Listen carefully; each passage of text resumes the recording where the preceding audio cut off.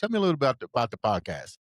Rooted Real Talk. Yes. So I truly believe that your pain is turned into purpose, and God will use all of your pain in your past to turn it into purpose. And so I believe that everything I've been through and overcome is something that somebody else is going through or will go through.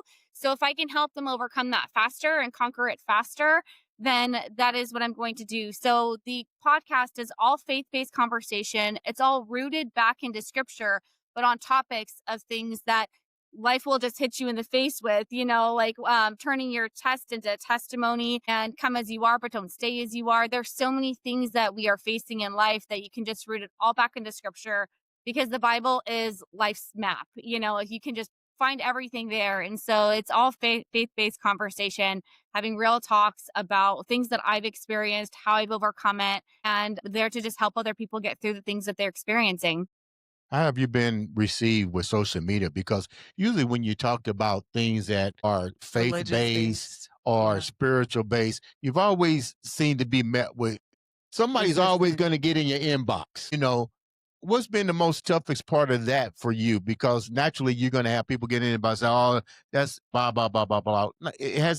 Have you been met with that currently? I haven't been met with it too much. And so that's why I'm like, maybe I need to be louder because I think that, Christians we are expected to be persecuted. And so I'm like, I need to get my voice out there louder for the word and for God. I haven't really experienced much of that. I have a little bit here and there, but not too much. So I am expecting it, but again, I'm very new. So we'll see what happens. Honestly, if I have one advice for you when it comes to that situation is come in like the lamb, don't come out like the lion.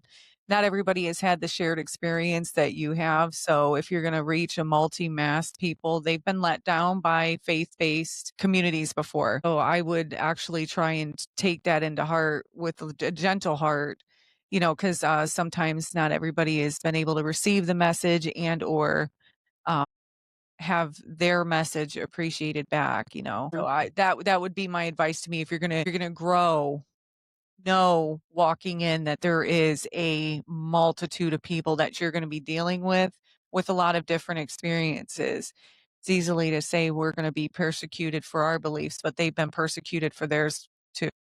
Man, I like the way you Yeah. said that. Okay, maybe that's the reason why you're sitting in the chair today. Jamie, thank you so much for taking time to come on the show. How can the viewers reach out to you? How can they follow the podcast and follow your journey? Yes, my podcast and everything is on jamiemallek.org. You can also find me on social media. I'm mainly on Instagram, Jamie Mallek. I love it.